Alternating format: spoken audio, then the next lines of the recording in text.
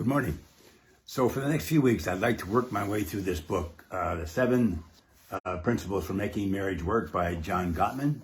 And Gottman's actually a very renowned relationship therapist. He's been working with couples for over 40 years. And he runs he's the director of the Gottman Institute in Seattle, the University of Seattle, Washington, the University of Washington in Seattle. And he has a lab there that,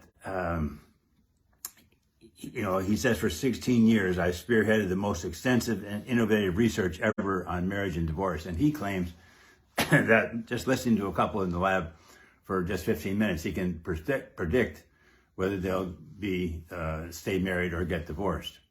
But more important in the book about what makes marriages fail is what makes marriages work. And that's really what I'm going to focus on over the next few weeks. He says, at the heart of the seven principles approach is the simple truth that happy marriages are based on deep friendship. And by this I mean mutual respect and enjoyment of each other's company. But before he gets into the seven principles that make marriage work, he does spend some time on actually how he predicts divorce. And he looks at 6 key indicators. And I don't know, you can see if any of them apply to you. And if they do, you can work on them. But the first one, he says, the first sign is a harsh startup. If there's a confrontation, it's a harsh startup. The way a discussion begins, not helpful. Secondly, he calls them the 4 horsemen: criticism, contempt, defensiveness, and stonewalling. And he goes into a lot of detail about that. And then the third one, he calls it flooding. And he explains, usually people stonewall as a protection against feeling psychologically and physically overwhelmed. It occurs when your spouse's negativity is so intense and sudden that it leaves you shell-shocked. And that's where the stonewalling comes in. The fourth sign he calls like body language. And in the lab, they have sensors on people, and they can tell the blood pressure, heart rate, hormone change, etc.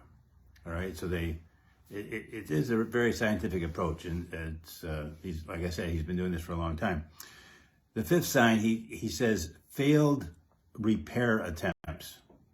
Failed repair attempts, and he says a repair attempt are efforts the couple makes to de-escalate the tension during a touchy discussion, to put on the brakes that can prevent flooding. So if that fails, it escalates.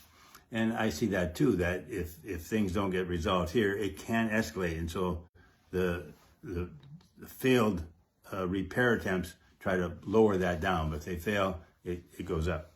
And then the sixth sign, he says, are bad memories. When a marriage is not going well, history gets rewritten for the worse.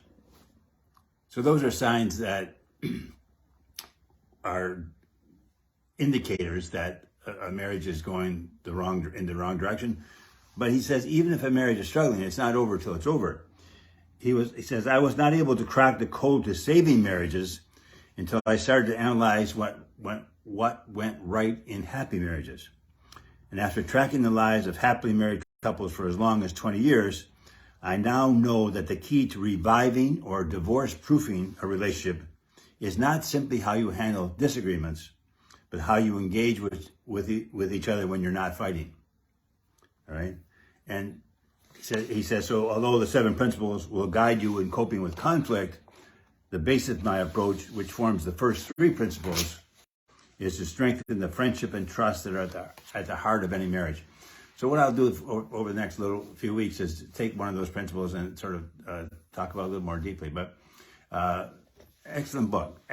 7 Principles for Making Marriage Work.